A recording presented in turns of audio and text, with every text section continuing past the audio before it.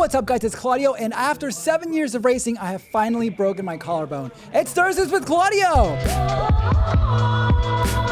Holy smokes, that hurt. I'm gonna talk all about it. I'm gonna talk about the entire experience, everything from how it happened, how it felt, the emergency room, the insurance stuff. You know, I'm insured through Spot, USA Cycling. That whole thing, my surgery. I had surgery 1 week ago. It's been 7 days exactly, 8 days. And we're gonna talk all about that experience at the end. So stay tuned for the end. I wanna talk about the race right now. What a race, fun race. We're talking about here, Toad, okay, Tour of America's Dairyland, Cat 3, 4, I believe. I think there's 4s in here, maybe it's just the 3s. And they combined juniors, so there's like more than half the field is juniors, which like I like juniors. I'm team juniors, and it's I flew in from New York. I did Tulsa the week before. I had COVID before Tulsa, so I was going through it. I did so much. There was so much happening in my life. It was very intense, and this was the first day. I flew in for three of them. Whatever these are. This one is called, I forget what it's called. Pretty straightforward crit here, 4 corners, and it's got a little bit of a riser at one point. And technical, this was a technical course, sure. A couple corners that pinched you, and it was I was pushing out watts here.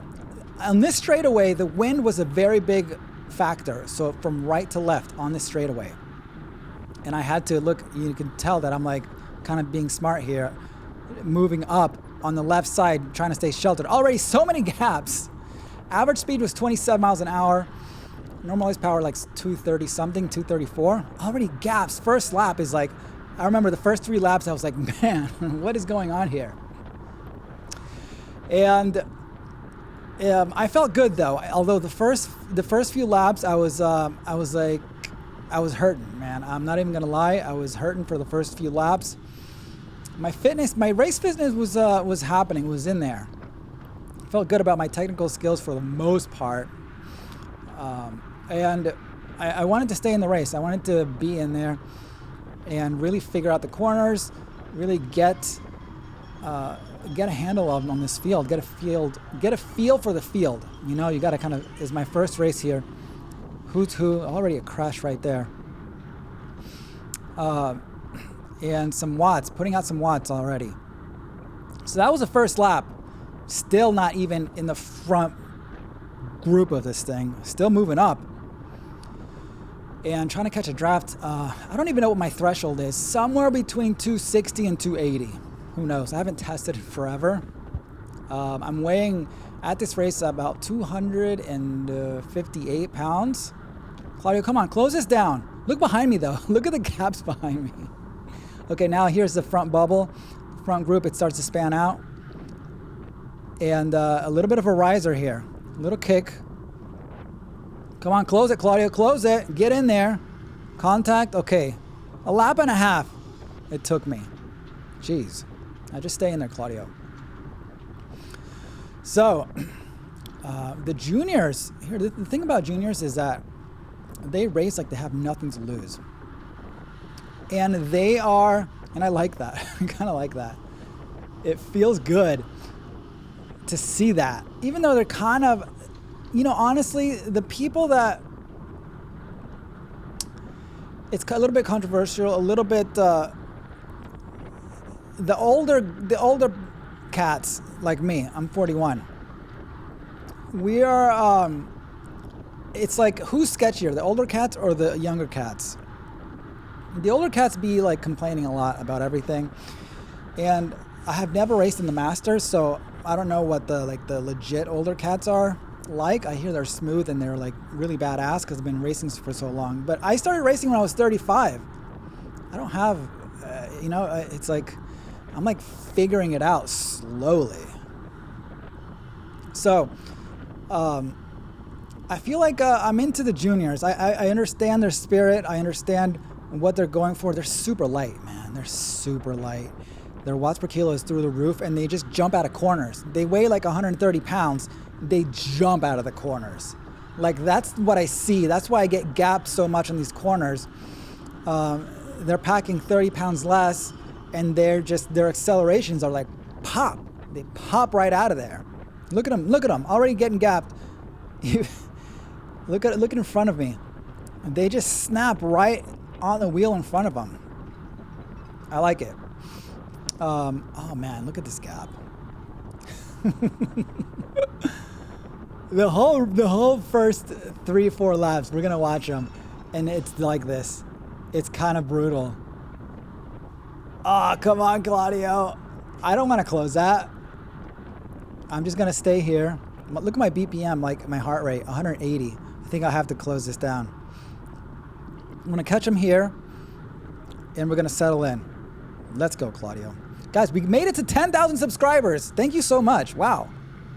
Appreciate that. Let's get to 10 million. Tight corner here. If you've been following me on Instagram, Claudio_Fierro, you've been following my entire journey of this whole thing, this whole freaking crash situation, my injury, my surgery. Guys, at some point I was going to Mexico. Okay, let me start talking about it a little bit now. Let's see how I take this turn. Okay, kind of lame. And now if I know what's good for me, I need to get to the left side. But it's too many people, because I'm going to get hit right to left with the crosswind. About 2 seconds. Yeah, after all these houses, like right here, you start to feel it. Anyways, I think we're going to skip ahead a little bit. This is 2 laps in, and then I'm just sitting in. Let's see where we go. Okay, we're 6 laps into it. So many things to talk about. Let's check out this corner here. Sometimes I take the wide line, outside line, and you can get pinched, so you gotta be careful. That kind of startled me a little bit, so I reached the limit there. By the way, my bike has 165 millimeter cranks. Love it. Never even felt the beginning of a scratch on the pavement. Like not even close. You know how sometimes you're like, oh shit, I'm gonna push it, and you pedal and you feel it just barely scratch the pavement? I've never felt that. It feels good. I like it. I like the 165s. I think I haven't tested the max power on it. I did some sprints and they were less than my, I was able to put out less power on a sprint. But there's too many variables, because maybe it was like early in my training and it's not like my sprint is anything. Okay, we're 11 laps in. We're gonna watch the last 3 laps. This is the last 3 laps, guys. Okay, I'm just gonna let it unfold. Moving up nicely on the inside. This is crosswind right to left. So smart, Claudio. Yes, moving up under threshold. Now this is the top of the race. I think it looks like there's one dude up the road, but my heart rate is high. Yeah, it's like, yikes. Oh man, I had to brake in there. Did I? That was an effort there. And now I'm just sitting in. Come on, Claudio. I'm going fast here, 30 miles an hour on this straightaway. So I have good position. Couple laps left. Let's go, Claudio. Let's do it. Ugh. Another small effort. Those little efforts, they just kill your legs. Like 500 watts here, 700 watts there. Like, it's so unnecessary. And now I'm again on the outside, which is good here because it's sheltered. The crosswind is left to right. That's a place to be. But now it's spanning out because we're slowing down. And here comes the swarm. Let's go, Claudio. Stay in it. Quit messing around. There's an attack on the left. Shoot. Man, it's getting spicy. Yeeks. I'm in it, but be careful with the swarm. Times like this, you got to be like mentally ready. Like if you hesitate just a second, forget it, you're gone. You're losing positions. Woo. Okay. Almost got bumped there. There's barely any contact in these like 3-4 races. But there's like there are a lot of moments like that where you can really you gotta be on top of it and maneuver, because you can get pinched. Come on, Claudio, hold it. Punch out of there. Ugh. Losing slowly positions. You see that? Now I want to go on the left. Good. This is smart. Making up positions. Keep going, Claudio. Crosswind is right to left. I'm doing the right thing. I'm sheltered. Oh, man. Here it goes. And I don't have it. I don't have it. No way. Guys, trust me when I tell you, I was tired. Like, you know, when, like it would have been good. Like, that's a cool move. 2 people up the road with like 2 laps to go. That's a good move. I put some money on that. But I don't have it. Come on, Claudio. Hold it. Get in there. Push.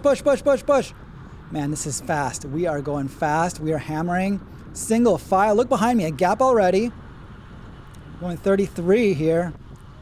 And then the dudes, oh, they got caught? Yeah, man, this is a hungry field.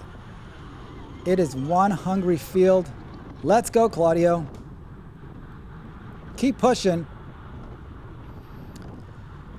Keep it going, Claudio. You got it. Okay, I'm moving up. Momentum. I love it.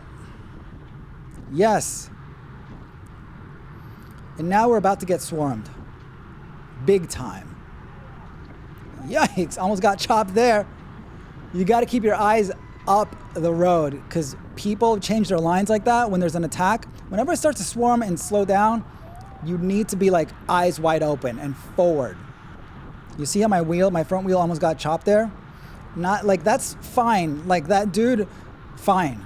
You know, he went with the attack, he changed his line, and I had to protect my front wheel. It's all good. I mean, it was scary, but I'm not like yelling at the guy. Like, he did what he was gonna do, and it's 2 laps to go. Like, what do you want? Right? So I'm not gonna complain about stuff like that. You just gotta protect your front wheel. You gotta be on top of it. Really quick moments like that could turn into a disaster very fast. We are coming up, this is a lap and a half to go. Come on, Claudio. I already lost. Man, you see, I was like in the front, and now I'm like, 30th position, 20 something. Ugh. So many efforts. Okay, let's see what I have here. Do I have it to move up? Can I move back up? Can I get my position back? I can already tell you I'm tired, but just by looking at my BPM here. Okay, there's a little bit of a swarm. Keep pedaling, Claudio. Keep pedaling. Your crosswind is right to left. Pedal. Man, it's cringe to watch, because I could make up here 5 positions if I just kept pedaling a little bit harder and moved up to like that front little bubble of the top 10. But I'm going backwards, and I remember I was exhausted. I was like, my legs were zapped. You know that feeling. Get in there, and now we break down to 20 miles an hour, and then we punch out, and that's what did me in here. Another effort to kind of get back up to speed, and it's just like my legs are gone at this point. Here we go, last lap, bell lap. Last lap. There's the chance if I do everything right and if I have legs. But here, like, man, look at these efforts. Ugh. I'm wasted. I can tell my legs are starting to get wasted. You can tell I'm letting this gap open. Yep, I'm tired. I'm done. Guys, that was it. A lot of efforts, a lot of the small, like, chipping away at my legs. And I just don't have it. I'm going backwards now in the last lap. That's it. You can tell, like, there's no way I'm going to make all this stuff up. People are getting popped. And that's kind of it. At that moment, I was like, okay, I'm sitting up here. There's not too much that I can do. Maybe I'd like to like hold onto a wheel and kind of like finish with the pack. But at this point, I saw them go up the road, and it's like, that's it. Maybe I wanted to latch onto this guy. Let's see what I did. And that was my race. I sat up, I was chilling, and I'm just gonna roll it in, right? Unless I can really catch this little group, and it'd be maybe nice to kind of hold the wheel for a second. I think that's what I was thinking. Did I? Okay, I kind of closed this down just a little bit. It's all good. Okay, here's the last 300 meters. I'm just rolling it in. For 45th place, I'm chilling. We got the Cat 5 salute to my right. I'm staying away from him. And I'm crossing. I'm just rolling it in. Oh, man. Out of nowhere. I did not see that coming. Let's watch again. Look at the guy. Look at the guy. He was looking down.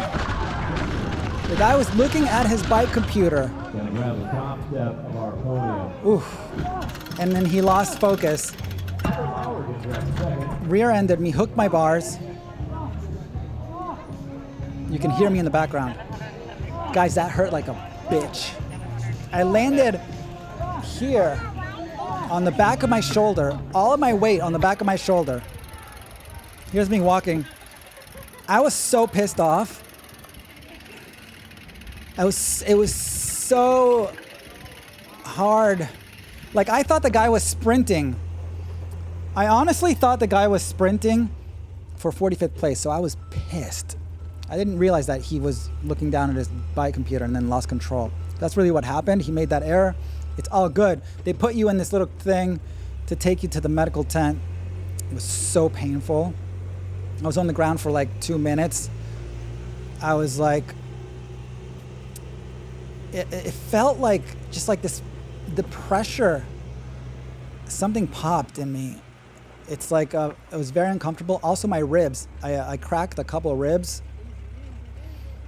And I'm telling the guy to take it easy because I feel every bump of this stupid car in my collarbone. We're checking my bike. My bike is good. You can leave it on. Okay.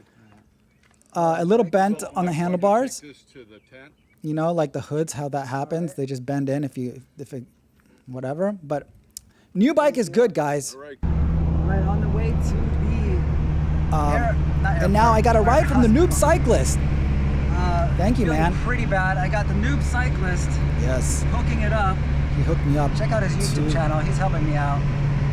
He does Criterium. Yes, he's got a YouTube channel. Check him out. Shout out noob cyclist. Wow. He hooked me up a ride. I'm in a lot of pain right now.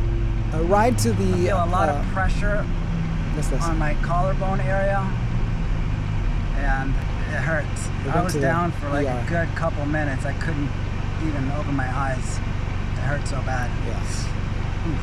Oh, the pain just comes like, it really does come in waves. And here I was in some real deep pain at the ER. Like every little movement hurt. You can feel it right at the bone, like where it broke. There you go. My bone snapped and it was displaced.